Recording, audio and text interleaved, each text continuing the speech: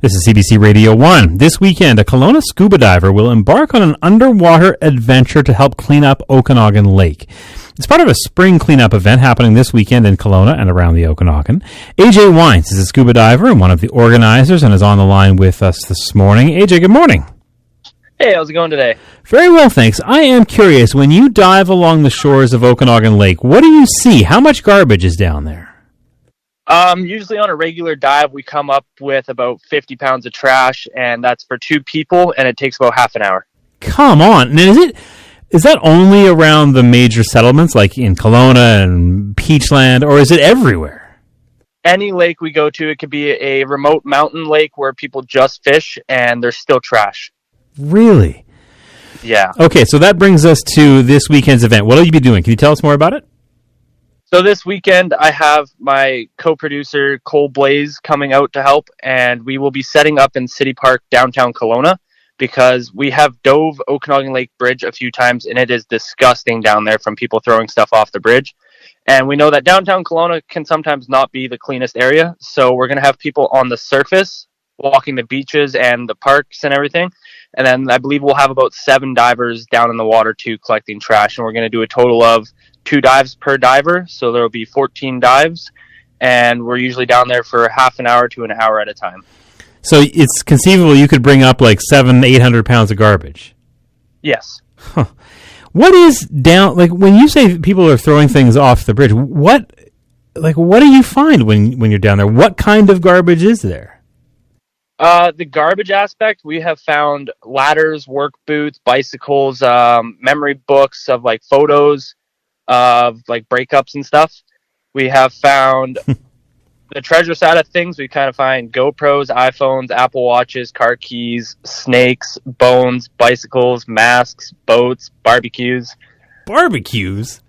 Yeah, there's small barbecues that I guess people would have on the back of their boat, and it falls off their boat and it sinks. Oh, yeah, right. The biggest thing is pop cans and beer cans that we find, because party people will just throw it in the water because they're like, oh, it's out of sight, out of mind. It's not my problem. That must be discouraging for you to see that, hey? It really is. And so what is it that motivated you to do this? It's one thing to know that it's down there, and it's one thing to be discouraged by it, but why did you want to do something about it? Well, the day I got certified, I went and bought a GoPro, and I was like, I'm going to go find underwater treasure like iPhones and everything else.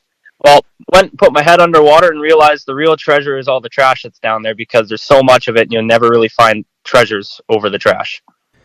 Wow, so when you pick up all this stuff, what happens to it afterwards?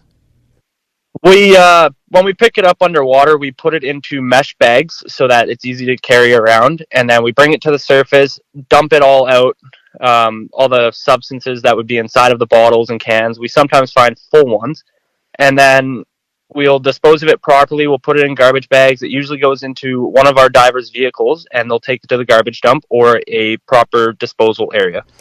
Well, how much do we know about what effect this garbage has on the lake environment? Well, for instance, the last dive we did at the Kelowna Yacht Club, I found a bottle that a fish was still actually inside. So it went inside when it was small enough and couldn't get out because it grew while it was inside that bottle. So when we pulled it up and brought it to the shore, it actually couldn't get out of the bottle anymore. So we had to break the bottle open and rescue the fish. Did the fish survive? Yes, it did. Amazing. To my knowledge, it was living when we put it back in the water. It's a hermit fish. Yeah. So what do you hope people learn about this, and where do you hope this movement goes in the future? Well, we hope to make it grow as a big event. We're going to maybe, depending on how the first one goes, we're going to try and do it in the fall as well. I do constant cleanups all year round, so I'm in the lake almost every weekend, but this will be an event compared to just us diving. And if it goes well and we get a good turnout, we hope to have a fall one and then another spring one next year, and hopefully it grows over the whole Okanagan. And if that goes well, we want to expand across Canada. Great stuff, AJ. If people want to get involved or learn more about it, how can they do that? They can go to our Facebook event for Land and Sea Spring Cleanup, or they can go to our Instagram pages, which is Mind Over Matter Diving and Cole Blaze.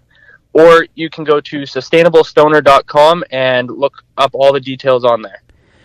Well, good luck. Thanks for doing all of this.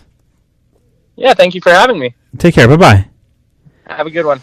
That's AJ Wines, the organizer of the Spring Beach Cleanup, which is happening this Sunday in City Park. They'll be there between 11 a.m. and 3 p.m.